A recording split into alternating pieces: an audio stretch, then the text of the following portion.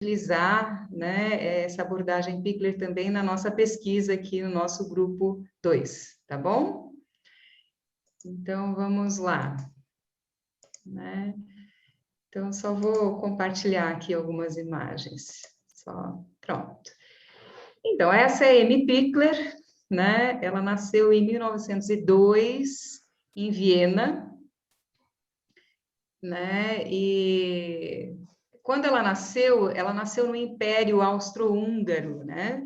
Então, o pai dela era de Viena, né? E a mãe, quer dizer, a mãe dela era de Viena, né? E o pai era húngaro, de Budapeste, mas era tudo um país só, né? O Império Austro-Húngaro, né?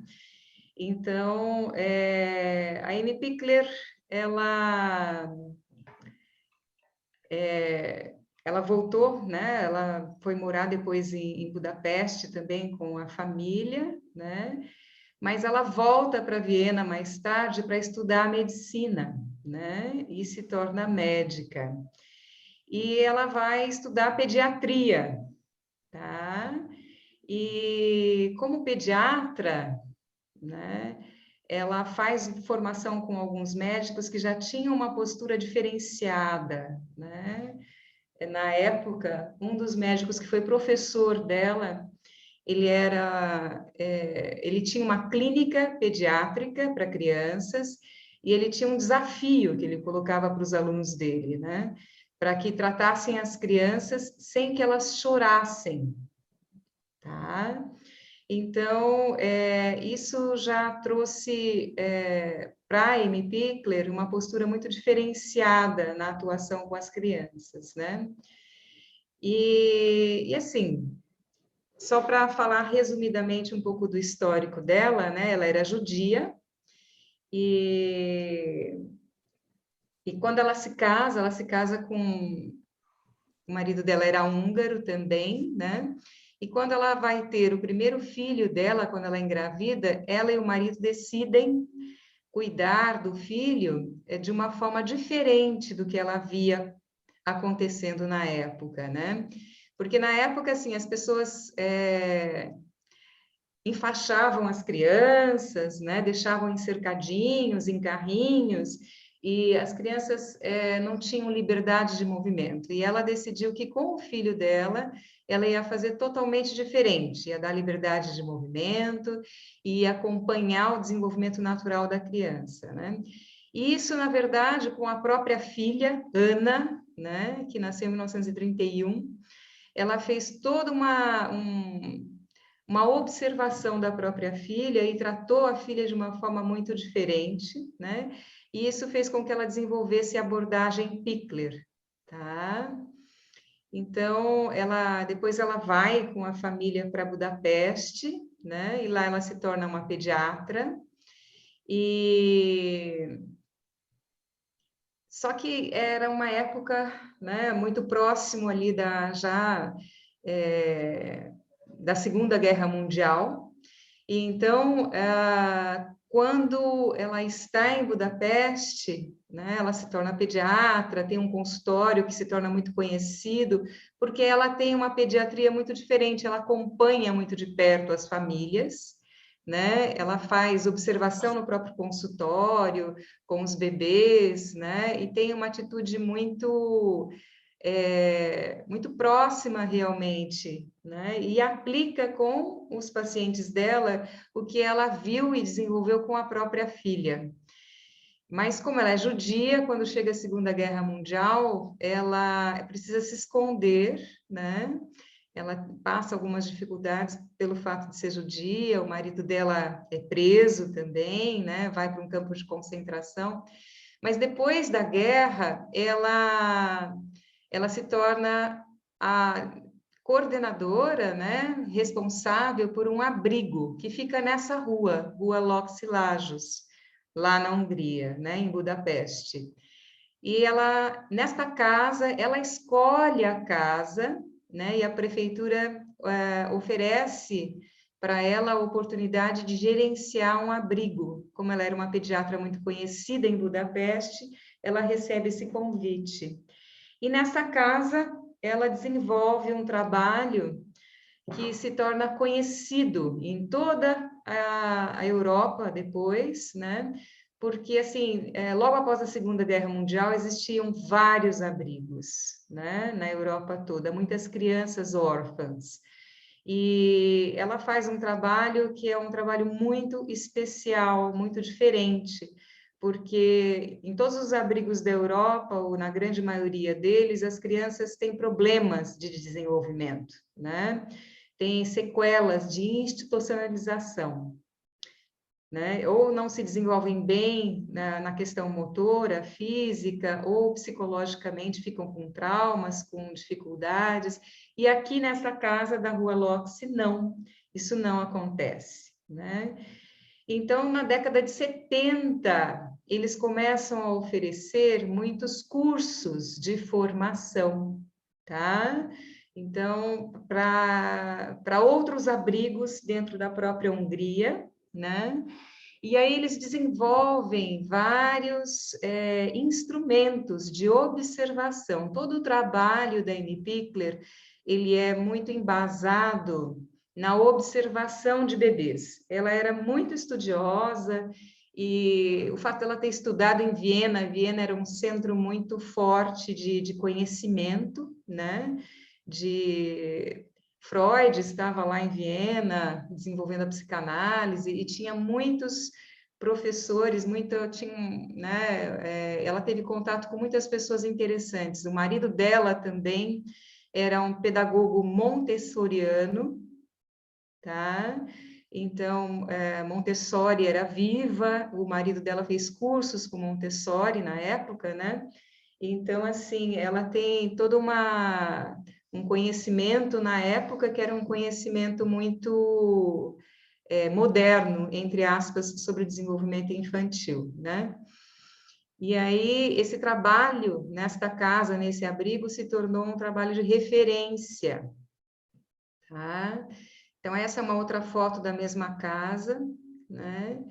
E na década de 70 também teve duas profissionais francesas. A Amy Pickler foi para a França, teve um encontro lá sobre desenvolvimento infantil, sobre abrigos, e aí ela se apresentou, falou do trabalho dela, mas ela também assistiu a Geneviève Appel e a Miriam Davy, né? E ela fez críticas ao trabalho que as duas apresentaram, né? E as críticas fizeram com que essas duas profissionais francesas fossem até Budapeste e passassem 15 dias aí, observando o trabalho que era realizado, né? E isso fez com que elas ficassem muito impressionadas e escrevessem um relatório a respeito, e esse relatório se transformou num livro, que acaba de ser lançado aqui no Brasil. Sábado passado teve o lançamento desse livro, e o livro se chama Martenagem Insólita, e descreve todo o trabalho realizado dentro dessa instituição, relatado por essas duas francesas, uma psicóloga, né, e a outra médica, pediatra. E aí, assim, esse trabalho, a partir desse livro que foi publicado, ele se espalhou pelo mundo, né? Porque na época a Hungria era um país muito fechado por causa de questões políticas, né? E aí, com a visita dessas duas francesas, essa abordagem se tornou conhecida no mundo, tá? E aí, assim, né, aqui tem algumas fotos lá do abrigo, então, os princípios da abordagem é justamente esse respeito profundo pelas crianças, né, é você tratar já o recém-nascido como um indivíduo, né, e você avisar para a criança tudo aquilo que vai acontecer com ela, né, você falar, olha, eu vou trocar suas fraldas, eu vou te dar de comer, agora nós vamos lá para fora, né? Então, assim, mesmo antes da criança desenvolver a fala, né, o adulto fala com a criança, né? Porque aí você também dá tempo para a criança se preparar para o que vai acontecer com ela, e ao mesmo tempo também você desenvolve um diálogo, mesmo que não verbal, com as crianças, tá? Então, os princípios da abordagem é o brincar livre, é a liberdade de movimentos, né? É esse respeito muito profundo pela individualidade das crianças, né? Então, esses são os princípios mais, né? E também os cuidados com a saúde da criança, né? Então, esses são os princípios da abordagem. Essa é a Amy Pickler já velhinha, né? Aqui é uma outra foto dela. Ela faleceu em 1984, né? E em 86, né, se transformou no Instituto Amy Pickler, em homenagem a ela, porque antes era chamado, né, a Casa da Rua Loxi, o Instituto Loxi, e depois ficou, né, conhecido, então, o nome trocou, né, em homenagem a ela, como Instituto Amy Pickler. E aí, assim, esta é a escala Pickler de desenvolvimento, né? Então, tem 5 áreas de observação do desenvolvimento infantil: é o desenvolvimento motor, as atitudes durante os cuidados, né, que tem a parte da alimentação e do banho e vestimenta, tá? O controle dos esfíncteres, o desenvolvimento intelectual, que é a respeito do brincar, né? Porque eles relacionam essa questão do desenvolvimento do brincar com o desenvolvimento intelectual, né? E tem a vocalização e palavra, que é o desenvolvimento, né, da palavra, da vocalização e da palavra. E aí nós pensamos em utilizar principalmente esta parte da tabela, da escala de desenvolvimento no nosso trabalho de pesquisa do grupo 2. Por quê? Porque esta escala, né, ela tem um profundo estudo durante muitos anos, né? Eles observaram mais de 2.000 crianças, né? E anotaram detalhadamente o desenvolvimento de todas essas crianças. Então, assim, nessa escala, o que que acontece? Tem aqui 3 cores diferentes: verde, alaranjado e vermelho, né? Então, ó, o verde significa que de 3 a 25% das crianças conquistam esta habilidade.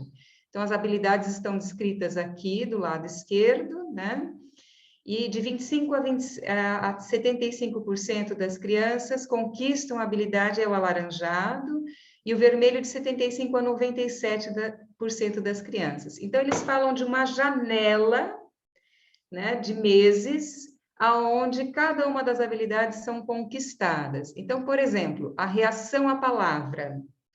Então, estar atento à palavra, né? Os bebês apresentam esse comportamento entre 1 e 3 meses, tá?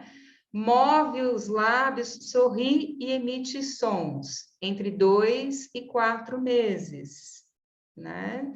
Então, ó, responde através de gestos entre 3 e 8 meses. Compreende durante os cuidados entre 5 e 11 meses, né? Então, vai mostrando assim na tabela, né? Compreende fora dos cuidados, porque os cuidados são ações diárias que acontecem todos os dias, então a criança compreende mais rapidamente. Então, fora dos cuidados, aí você percebe que a criança já está compreendendo realmente as palavras do adulto, embora ela não fale, né? Então, entre 8 e 18 meses, não necessariamente fale, né? E executa orientações verbais. Então, assim, né, vai mostrando todo esse desenvolvimento da fala. Então, é uma... Oi. A gente só queria te lembrar do tempo. Querida, Já? Não, eu obrigada. estou Desculpa. terminando. Tá. Então, tá ok. Então, assim, né, então a gente achou que, né, dentro do nosso grupo, a gente viu que essa escala, ela pode ser bastante útil para nós também, quando a gente vai estudar essa questão do desenvolvimento da fala. Tá ok? Uhum. Então, é isso que eu tinha para dizer. Acho que é mais ou menos isso. Já passou o tempo, né? Já, super obrigada, Patrícia. Muito bom, Patrícia. Nada, imagine. Aprendemos muito, hein? E agora, então, passamos a bola para o grupo? Sim. Grupo 3, que vai tratar... Linguagem, cultura e narrativa. Linguagem, cultura e narrativas. Vamos lá. Quem vai começar? Ana. Ah, você mesma, né?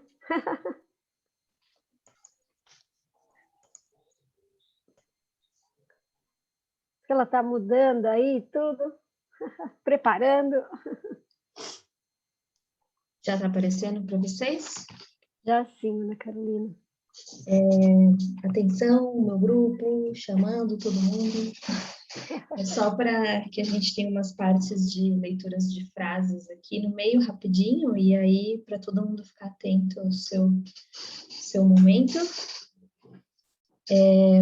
Bom, essa é a nosso grupo Linguagem, Cultura e Narrativa. Nós somos o terceiro grupo, dentro do grupo de pesquisa em educação na primeira infância, desenvolvimento das linguagens, na formação das crianças. E eu preciso tirar...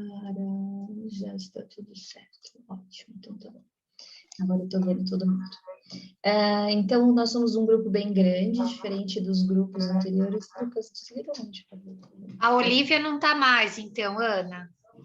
Não, então, algumas pessoas chegaram a entrar no nosso grupo e depois saíram, eu já não sei mais, porque eram tantas pessoas que eu não sei te dizer exatamente, Dora. Os outros grupos foram bem menores, então a gente teve toda uma questão estrutural aqui para começar, e uma delas foi tentar encontrar uma linha única para essa quantidade de pessoas, e a gente viu que a gente não ia conseguir fazer isso. Então, a gente decidiu fazer subgrupos. Então, dentro do nosso grupão, a gente tem uma divisão de grupos menores. As meninas, por favor.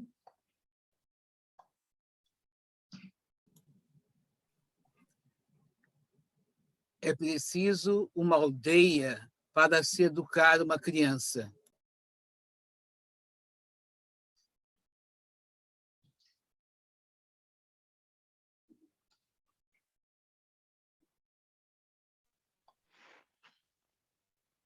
Nós não herdamos a terra de nossos antepassados.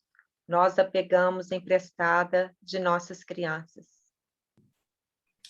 Decolonizar é desprender da lógica de pensamento único, mas se abrir para a pluralidade de vozes e caminhos. Os contos adormecem as crianças e acordam os adultos. Se quiser que seu filho seja brilhante, conte a ele contos de fadas. Se o quiser muito brilhante, conte-lhe ainda mais contos de fadas. Albert Einstein. Se quiser que seu filho seja brilhante,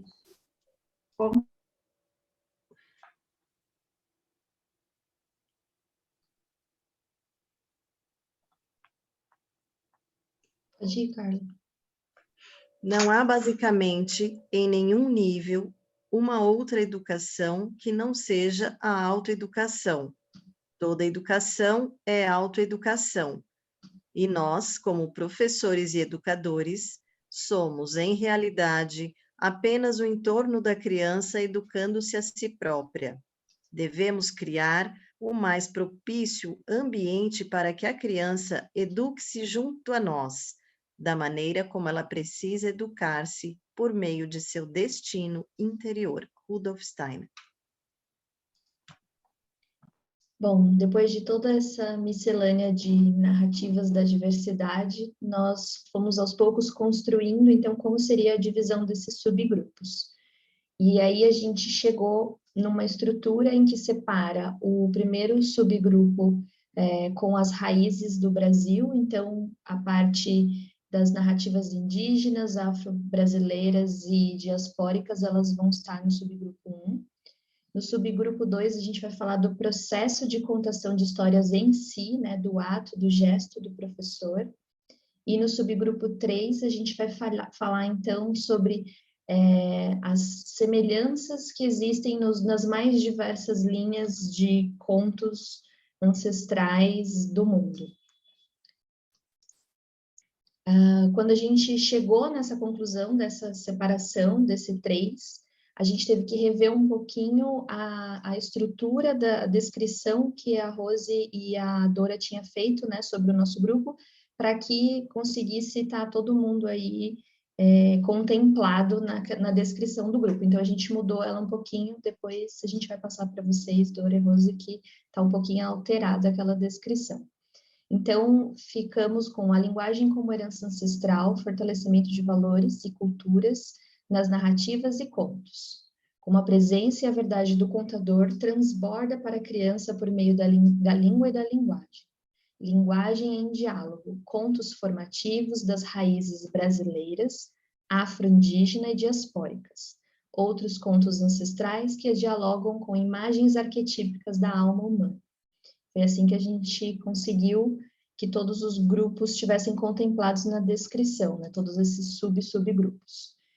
Mas a gente precisava de uma coluna vertebral que tivesse presente, né, nesses 3 subgrupos. Então, a gente ficou aqui com a autoeducação como uma coluna central, né, como um conceito básico transversal que vai estar presente para todos nós.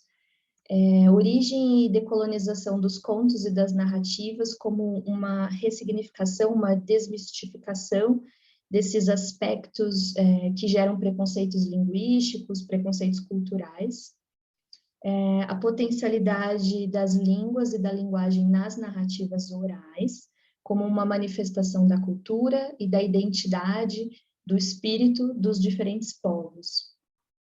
A atuação das histórias no desenvolvimento da psique humana, essas imagens ancestrais arquetípicas como verdades sagradas e espirituais, como esses arquétipos, eles têm diversos pontos de vista, né? Então, o Steiner traz essa imagem arquetípica, mas também há outros autores, a gente vai tentar traçar um paralelo entre essas diferentes fontes de significado sobre essa imagem arquetípica.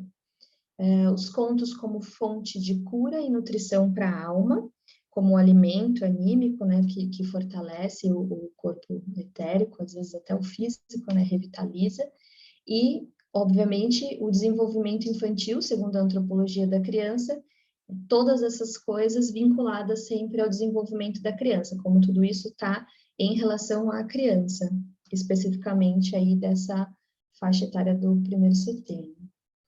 E então, nós ficamos com algumas perguntas gerais que vão nortear os 3 subgrupos, né? Vai estar sempre por trás do que todos os subgrupos vão trabalhar. Como se dá a inserção da criança em um contexto de diversidade cultural, norteada pela linguagem e as narrativas. Como a linguagem e os contos contemplam e fortalecem valores e culturas no desenvolvimento humano e espiritual da criança. E de que maneira a linguagem dos diferentes contos ancestrais de povos originários dialoga com o conceito do andar, falar e pensar e com os 12 sentidos. Porque conforme a gente foi discutindo, a gente foi vendo que esses dois conceitos básicos do Steiner, essas 2 fontes, estavam muito frequentes no que a gente estava trazendo como fala. Aí nós colocamos uma bibliografia que vai ser transversal para todos os 3 subgrupos, só do Steiner, e uma outra teórica, que é aí para todos nós, também que está por trás dos 3 subgrupos. E aí eu vou passar a fala para os subgrupos contarem um pouquinho de como que foi a linha de raciocínio de cada subgrupo.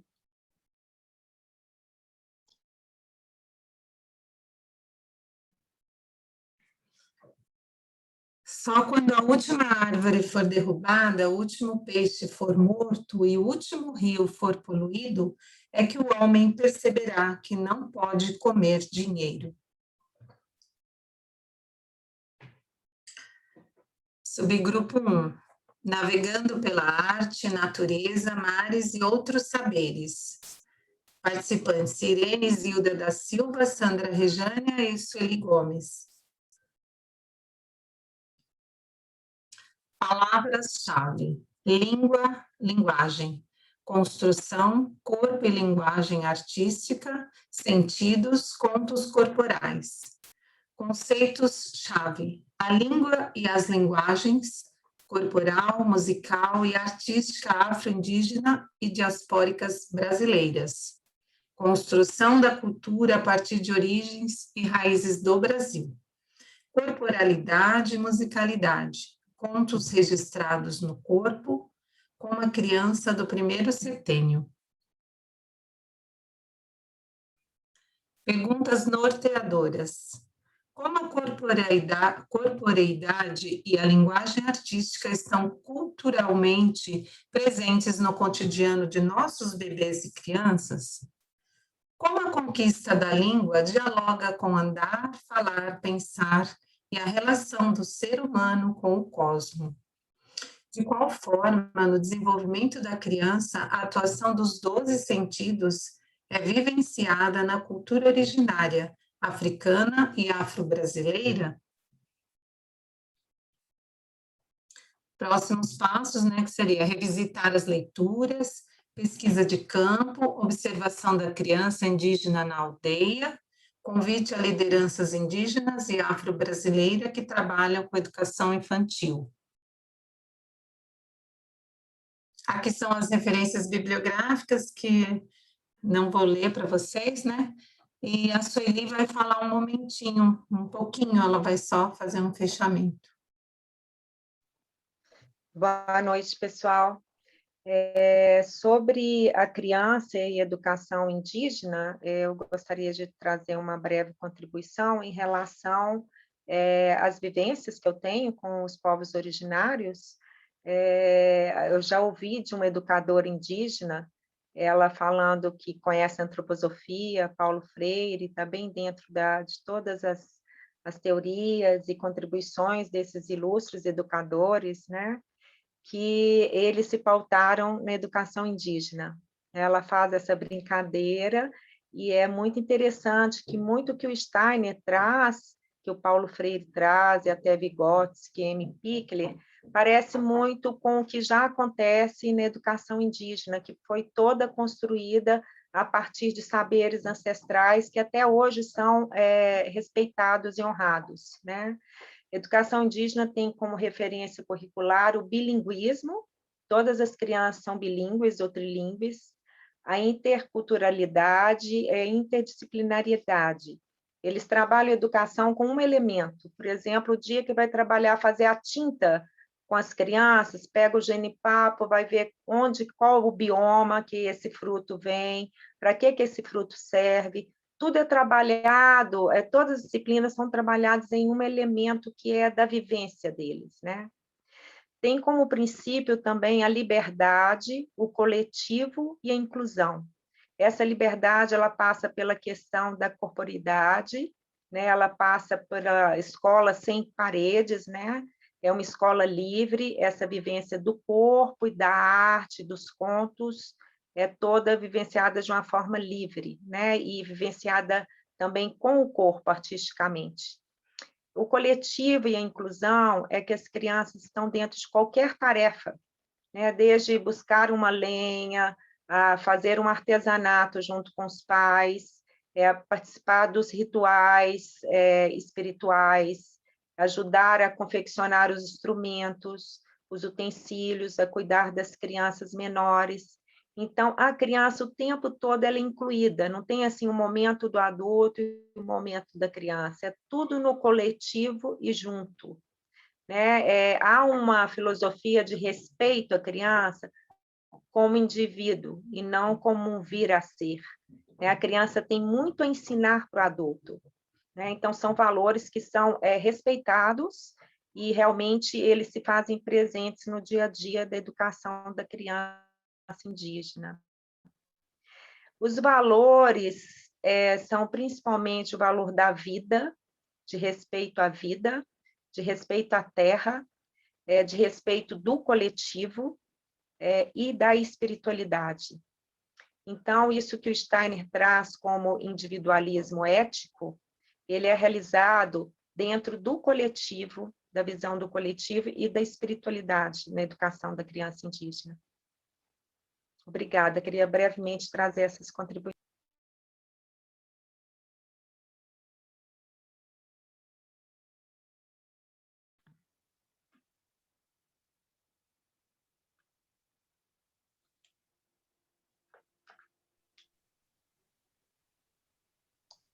Subgrupo 2. Contar histórias é acender uma fogueira em seu coração para que a sabedoria e a imaginação possam transformar sua vida. Nancy Mellon.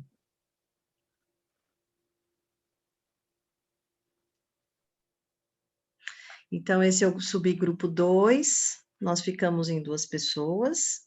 Eu, Carla Xavier Vanderlinde e a Vanessa Dutra. Processos da contação de histórias para crianças. Então, nesse subgrupo, a gente vai mergulhar, assim, nesse processo da contação de histórias em si. E, para isso, a gente selecionou algumas palavras-chave, como gesto, contador de histórias, contos de fadas, recursos da história. E como conceitos-chave, a contação de histórias e seus vários aspectos sociointeracionais e educacionais. O gesto e a presença do contador de histórias. Os recursos da contação de histórias e as idades e os contos mais indicados. Aí nós temos algumas perguntas norteadoras, são algumas, né? Então, começamos com: em que medida a contação de histórias, nas suas diferentes dialogicidades, pode contribuir com a interação entre crianças e adultos nos mais diferentes contextos? Segunda pergunta: em que medida os recursos podem influenciar a inserção das histórias no mundo infantil? Voz, gestos, sons, instrumentos, bonecos, panos, outros recursos? O que oferece cada recurso ao contador de história? Como o professor se prepara, como o professor lida com o processo de contação de história em sala de aula? Quais os tipos de histórias e recursos mais adequados a cada idade? Então, essas são algumas das perguntas aí do nosso subgrupo 2. E aí, a gente selecionou, né, entre os vários recursos para se contar histórias para crianças. Então, são os motivos de pesquisa nossos, né? Brincadedos, histórias de dedos, contação com entonação e gestos, teatros de bonecos de mesa, teatros de marionetes de seda, avental de histórias, teatro de sons, livro de aquarela, teatro de panos, teatro de fantoches de dedos, teatro de sombras. E quais os tipos de histórias? Os contos de fadas dos irmãos Grimm, contos rítmicos, contos tradicionais ou perenes, histórias do cancioneiro popular e histórias inventadas.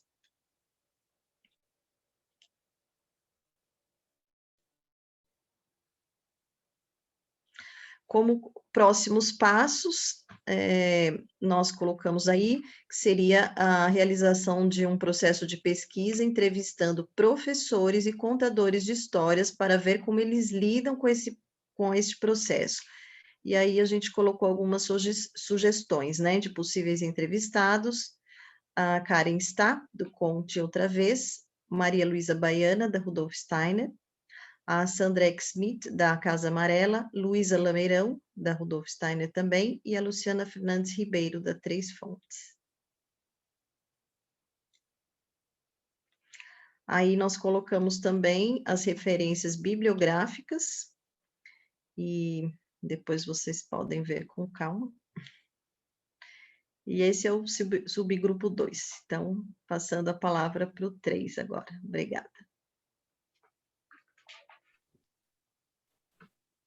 As histórias são como bálsamos medicinais. A cura para qualquer dano ou para resgatar algum impulso psíquico perdido está nas histórias. Nas histórias estão incrustadas as instruções que nos orientam a respeito das complexidades da vida. As histórias nos permitem entender a necessidade de reerguer um arquétipo submerso e os meios para realizar essa tarefa.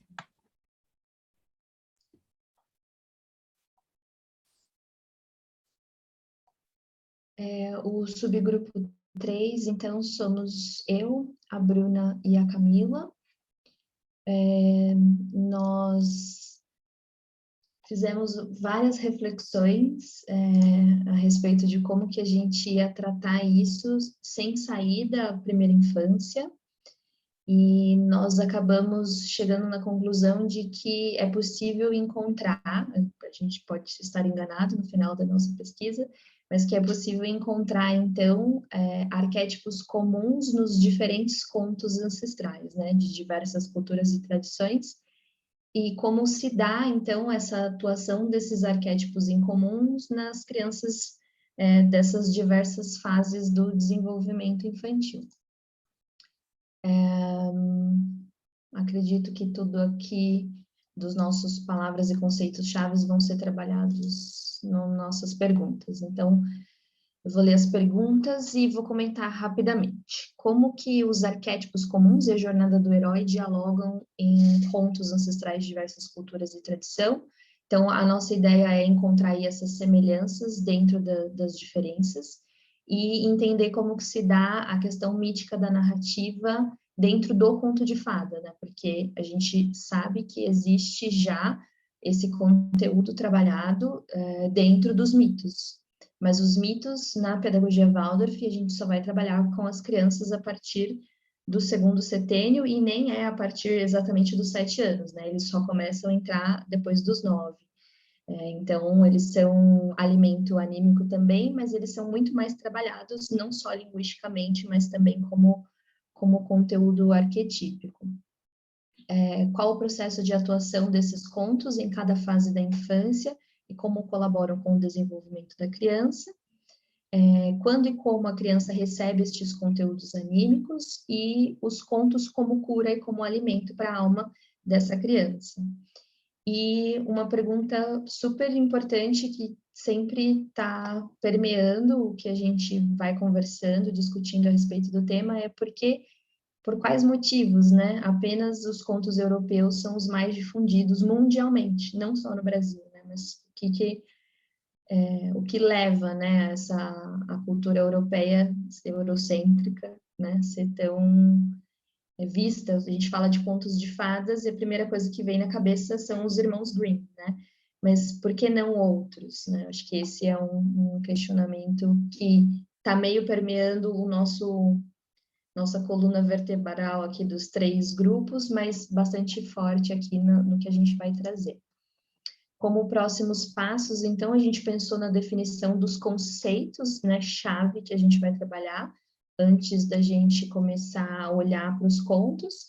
Então, a gente precisa dos conceitos de conto de fadas, contos maravilhosos, mitos, esses conceitos dentro da literatura, esses conceitos para o Steiner, esses conceitos para, né, diferentes abordagens. E o conceito de arquétipo do Steiner e da psicologia analítica, o conceito da jornada do herói do Campbell, né, ele é um conceito o conceito do monomito é um conceito feito por um filósofo mitólogo, né? Então a abordagem é meio filosófica. Então a gente vai ter que entender como que a gente vai olhar e fazer essas relações.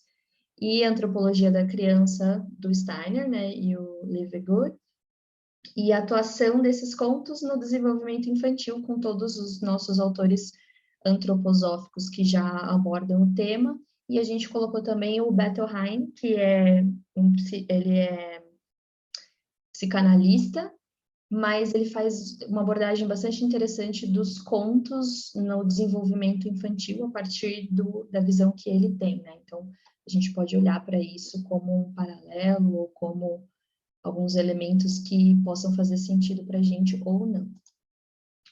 Nossas referências de contos são bem diversas, assim, elas vão de contos russos, japoneses, árabes, de diferentes culturas. Índia não está aqui, mas a gente também já está discutindo. E a teoria que vai dar suporte para especificamente o nosso grupo. E é essa a nossa apresentação.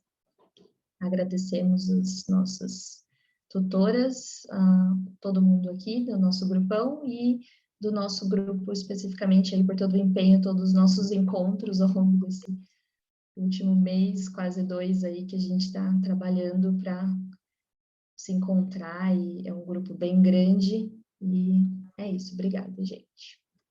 Se vocês quiserem tirar dúvidas, estamos à disposição.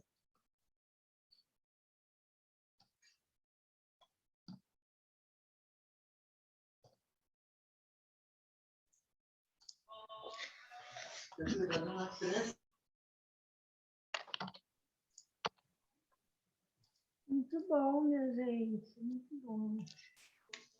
Parabéns, foi bastante trabalho mesmo, hein? É.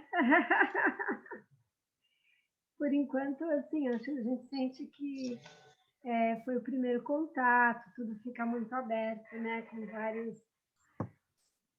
vários pontos que se formam e irradiam, mas que talvez ao longo depois da continuidade vocês possam ir dando mais foco, mas acho que essa é muito importante, esse passo dessa vontade inicial, né? Para ir depois dando uma forma, dando por onde vão se encaminhando as pesquisas. Mas muito bacana e muito necessário esse estudo, né, gente? Muito necessário. Para a gente poder ver como isso vai, de fato, definindo esse caminho do que nutre realmente a criança na essência dos contos, né? Muito bom. Você quer comentar, Dora? Eu quero sim. Eu quero, na verdade, entender só uma questão. Vocês se dividiram em 3 subgrupos, mas no fim das contas, vocês vão se juntar. É isso? Vocês têm 3 eixos que no final das contas se juntam ou não? Cada grupo, cada subgrupo vai desenvolver a pesquisa naquele eixo. Dora, quando a gente começou a se reunir e conversar a respeito, a gente pensou em ter esses momentos em que a gente reúne, em ter coisas que vão ser feitas para todas, né, para todos nós do grupo. Então, sei lá, se alguém vai trazer uma pessoa para falar alguma coisa de um tema que é dos 3, então seria para o nosso grupão, mas que a gente vai fazer essas linhas separadas mesmo. Então, assim, a gente vai ter esses momentos, a gente não vai ser totalmente independente um do outro, mas a gente pretende pesquisar separado. Eu não vou, por exemplo, fazer pesquisa indígena, né, que as meninas que vão levar isso, né? É mais ou menos... mas deixa eu entender mais uma perguntinha. Então, vamos pensar que isso vai resultar, por exemplo, num artigo científico. Então, esse grupo 3 terá 3 artigos? Ou terá um? Então, eu acredito que se a gente tem tempo, a gente poderia tentar encontrar uma forma de fazer ele virar um. Mas eu acho mais fácil sair 3, porque é muito difícil a gente reunir todo mundo, reunir tantas ideias diferentes para fazer um único artigo. Eu entendo que é mais fácil sair em 3. Eu não sei se isso é ruim, eu acho positivo, não sei. Bom, Vamos ver. Se vocês acham que a gente tem que fazer um só, a gente pode focar que nosso primeiro trabalho seja um só. E aí a gente pode escolher qual subgrupo que a gente, qual dessas diferentes linhas que a gente foca para esse trabalho. Eu não sei, eu estou falando por mim, né? O grupo é enorme, por favor, gente, falem também. Eu acho que a tendência são 3 subgrupos, que cada grupo realmente produza um material, porque eu acho que são diferentes de fato, né? Apesar da gente ter uma coluna vertebral, aí a gente se encontrou várias vezes, né? Entendeu o que cada um vai caminhar, mas eu acho que são focos um pouco diferentes. Então, eu imagino que vão surgir 3, não um. É porque quando vocês começaram a apresentar, logo eu fiquei observando, né, a organização, o levantamento bibliográfico e também a temática que está abarcando cada um, e aí eu vejo que tem uma linha que trabalha no âmbito da decolonização, que tem toda uma estruturação do pensamento marxista, né? E a outra linha que vai trabalhar, por exemplo, com as imagens ancestrais e buscar os arquétipos. E aí essas coisas elas não casam muito bem, né? Porque o marxismo ele opera no âmbito do materialismo histórico, então aí vale o contexto, né? E o contexto desculpa, social. Dora, eu posso falar? Eu não acho assim, eu acredito que, como você contou, a decolonização ela pode ir no viés do estudo marxista, mas não foi a intenção desse grupo, em nenhum momento a gente colocou uma questão, vamos dizer assim, sociopolítica e cultural, né? Foi realmente a questão da educação afro-indígena e todo o percurso que tem o corpo envolvido, né, no sentido dos 12 sentidos da linguagem do andar-falar, e as narrativas, né, as linguagens musicais, os mitos, as histórias. Aí a gente pensa nesse sentido de uma coluna só, né, para os 3 subgrupos. É um grupo assim que eu fiquei realmente muito honrada de fazer parte, as pessoas são muito dedicadas, todos muito estudiosos, todos muito envolvidos. Eu que acabei de entrar, eu fiquei assim realmente muito sensibilizada de ver e feliz de estar participando, sabe? Mas é a questão das narrativas e das linguagens, que é a coluna, né? E a partir disso, todo mundo é muito curioso e todo mundo cheio de ideias. Foi maravilhoso os encontros, sabe, do grupo. Eu entendi, sim, Sueli, eu percebi que você falou com muita alegria e falou muito bem, inclusive, Sueli. É que o que eu estou trazendo é uma questão, assim, metodológica que tá no embasamento dessa epistemologia, entende? Que talvez seja um exercício interessante para vocês nessa reunião, né? Vocês discutirem um pouco dessa visão de mundo e dessa forma de ler, né? A realidade, enfim, os fenômenos. Acho que é interessante vocês terem esse debate, né? Eu acho que talvez a palavra, né, decolonizar, talvez ela traga um peso de conceitos outros que quando a gente usou ali, quando a gente trouxe ela para a nossa discussão, que a gente não estava pensando. Ninguém foi para essa linha, a gente estava pensando basicamente em preconceito linguístico, numa coisa mais ligada mesmo ao narrar, a esses contos que são os mais escolhidos ou não. Eu acho que a gente não estava indo para esse lugar, né? Mas é um ponto a se pensar e talvez a gente tenha que mudar uma palavra que já traz um peso, né? Que é usada em contextos outros que não é o que a gente queria entrar. Acho que ninguém pensou nessa abordagem. Tá, e daí então dá uma olhadinha também na bibliografia, enfim, né? Como é que vocês vão compor isso, que o leque metodológico, ele está grande, mas isso é muito esperado nesse momento, porque é o primeiro levantamento bibliográfico que vocês estão fazendo.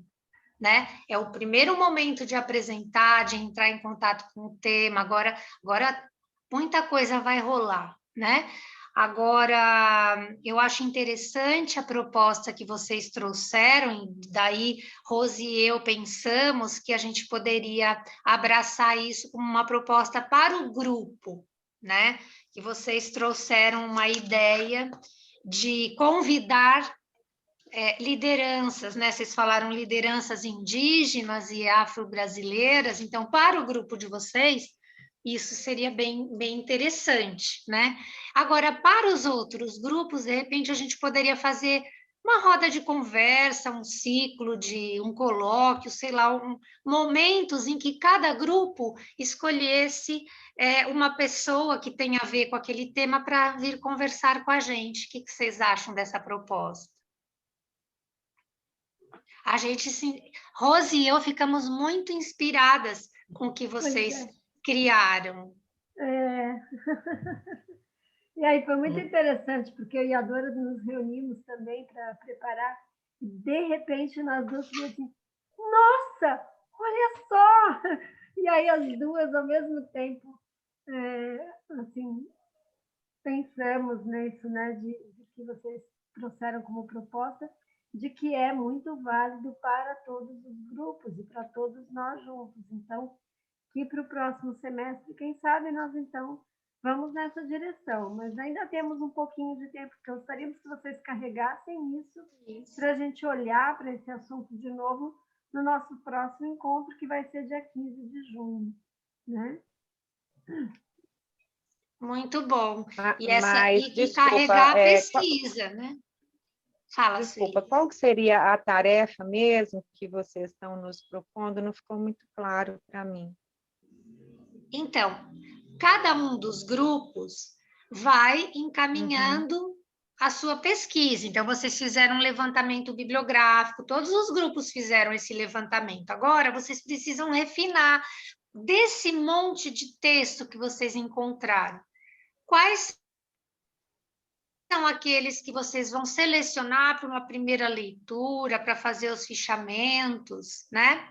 Enfim, agora vocês vão fazer essas leituras, né? Acho que talvez no encontro do dia 15, a gente possa, então, combinar mesmo como é que vocês podem ir encaminhando isso. Eu acho que nesse primeiro momento seria mesmo fazer a seleção e fazendo as leituras, compartilhando, né? Mas depois a gente precisa colocar isso, acho que no dia 15 eu posso trazer um pouco, colocar isso na forma de um pré-projetinho, sabe? Que tivesse uma bússola. Já tem todas as informações aí, só está faltando dar uma forma para isso. E aí eu posso trazer essa forma no dia 15. Tá? Nesse último encontro. Obrigada. Parabéns ao grupo. Trazer as lideranças indígenas é uma ideia que a gente teve, né? Olha, o Munduruku foi para a Academia Brasileira de Letras, né? Não foi, Sueli? Sim, maravilhoso, né? Oh. São muitas lideranças indígenas, no caso, que eu trabalho, que têm trabalhado muito em prol da educação, sabe? Educação da criança, educação indígena. Maravilha. Muito obrigada, viu?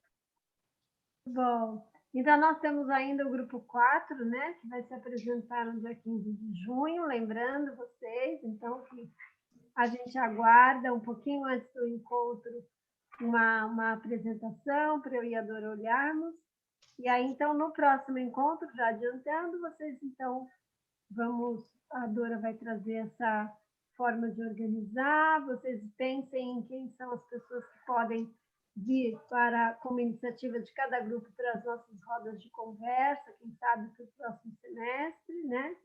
E agora a gente tem aqui a Marina, né, que não falou no começo, e a gente queria pedir a vocês que já estão nos grupos para trazerem um pouco, colocarem os colegas que chegaram no barco, para eles poderem, então, de novo, apresentem a proposta de cada grupo, o tema, né, central de cada grupo, como vocês fizeram lá no início, e aí os colegas que chegaram podem se inserir, escolher onde desejam se inserir.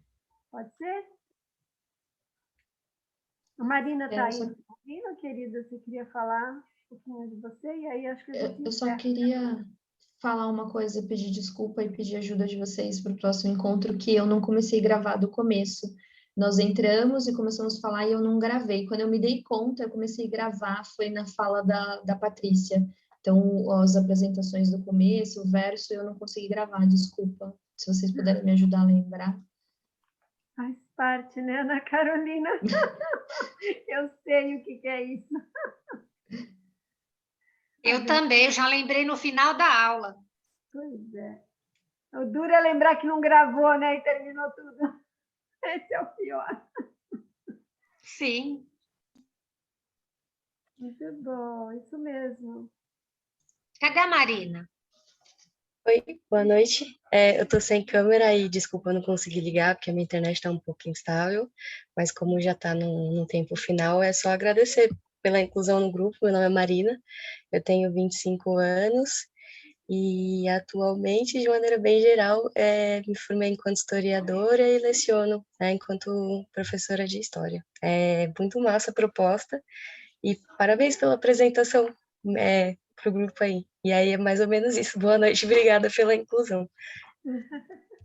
Que bom, Marina, seja bem-vinda. Então, lembre-se de Obrigada. abrir novamente os títulos dos grupos, né, que estão criados aí, os 4 grupos. E acho que a gente se vê, então, dia 15 de junho. Né? No próximo encontro é a linguagem e a neurociência, né? Esse é o grupo 4, certo? Então, para quem chegou hoje... Eu tenho uma sugestão de um nome para esse grupo, viu, gente? Um material que eu estudei também no meu mestrado, que é muito bacana. Se vocês quiserem me fazer um contato direto comigo, eu faço a indicação para vocês, tá? Da neurociência, Rose? Eu não ouvi muito bem. Sim. Tá bom. Tá? Querem fazer uma indicação para vocês, que eu acho que é uma abordagem um pouco diferente, uma abordagem mais voltada para o pedagógico também. Tá? Muito bem.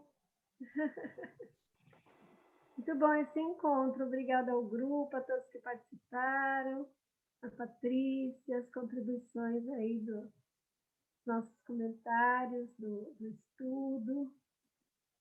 É muito gostoso estar aqui. Estou saindo bem preenchida. 1h30 que rendeu bastante, hein? Pois é. E bem-vindos Valeu a pena. Colegas novos.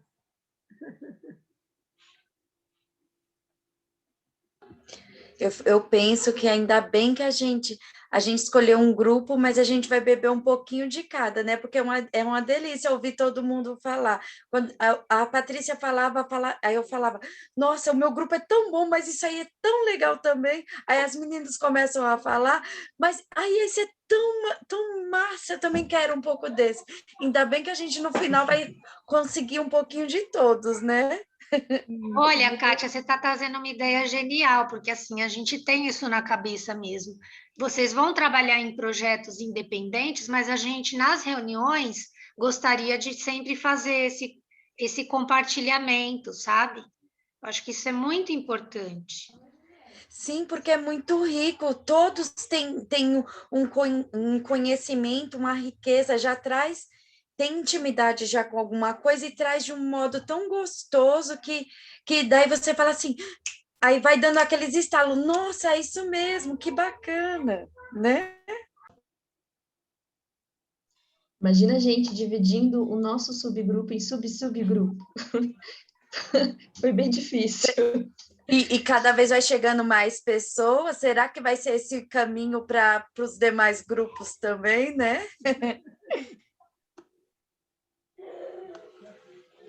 A cada novo semestre ou a cada novo ano sempre está aberto no site, né? Não sei se vocês gostariam de fechar o grupo ou abrir para quem queira participar. em geral. Acho que é importante a gente saber quais são as próximas etapas. Eu acho que talvez, quando a gente já tiver mais avançado, né, na pesquisa, aí não sei, talvez fique difícil de incluir outras pessoas. Eu não sei, não tenho muita clareza ainda. Né? Por enquanto está sendo ótimo incluir, né? E acho que é bacana. Mas assim, né? Se de repente a gente começar a avançar mais, começar já num processo de escrita, aí eu tenho dúvida, não sei até que momento a gente pode aceitar mais pessoas, Dora. Você que tem mais Vamos experiência, fale pensando para a sobre gente. isso, porque também as novas pessoas podem trazer novas ideias e formarem outros subgrupos, né? Ah, bom, sim. Mas a gente vai pensando, né? Tá. Eu não sei, eu fico às vezes me perguntando de prazos, se existem prazos, que prazos são esses ou não sei como que caminha, né? E quais são as etapas. Acho que isso você vai falar justamente no próximo encontro, é isso, Dora? Acho que a gente vai caminhando ao caminhar, sabe? Assim, a coisa Sim, vai se Dora. fazendo no caminho. Eu não gosto de cronogramar a vida. Então, eu tenho essa dificuldade, sabe? Que aí, porque eu acho mais gostoso a gente ir fazendo o percurso e descobrindo esses novos caminhos, né? Não, senão essa pesquisa tem que fechar em tanto tempo. A gente nem sabe quais são as pesquisas ainda, estão brotando essas pesquisas no grupo. De repente, quando a gente tiver o pré-projeto, aí a gente pode montar, cada grupo eu acho que deve montar o seu cronograma, sabe, de desenvolvimento. E assim, nós estamos numa linha de pesquisa 5. Assim, os nossos trabalhos, eles vão ter que ter alguma relação entre si, porque você falou desse subgrupo que está subdividido, mas assim, são todos sobre a linguagem. Sim, mas é só isso que nos une? Sim. Tá. A princípio, sim. Dora, o que a Patrícia falou faz muito sentido. A gente, como grupo 1, a gente pegou e ficou assim, e agora? E se daí, de repente, ela vai pegar e vai já vir...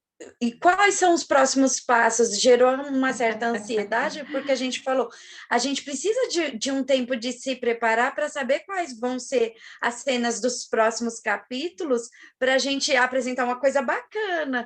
Mas aí a gente tá devagar, porque a gente pensa, como a Patrícia falou, a gente, bom, tá tranquilo, não tem prazos, mas aí talvez nessa próxima aula, aí você nos ajudar a ter uma luz aí para o que vai vir.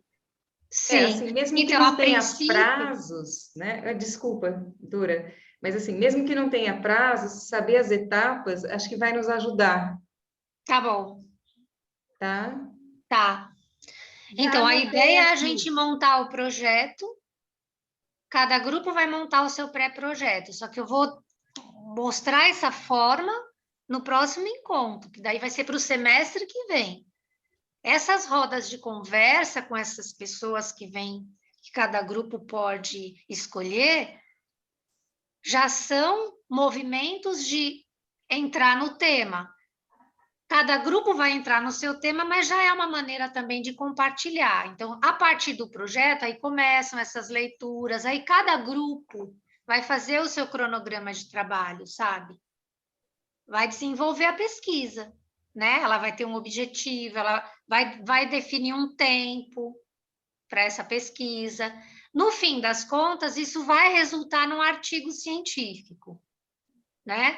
O resultado final será esse, mas daí tem todas as etapas da pesquisa e cada grupo está estabelecendo determinadas metodologias aqui. Tem grupos que estão trazendo pesquisas mais bibliográficas, tem grupos, por exemplo, que têm entrevistas, como o que hoje apresentou, né? Então, cada um tem uma metodologia e vai se organizar num tempo. Eu penso que a gente pode fazer isso, eu não conversei ainda sobre isso com a Rose, né?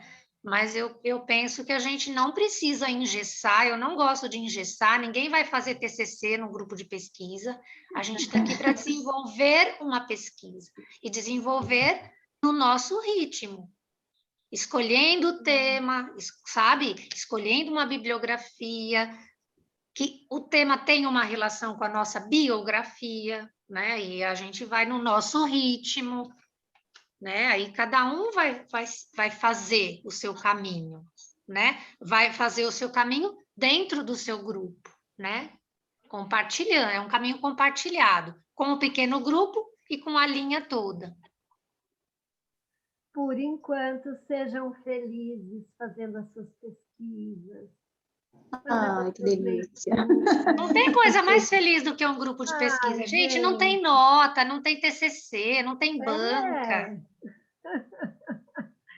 Eu queria dizer daqui a pouco a assim... gente vai ter que colocar algum nível de forma, né, Dora, como você vai Sim. fazer mesmo.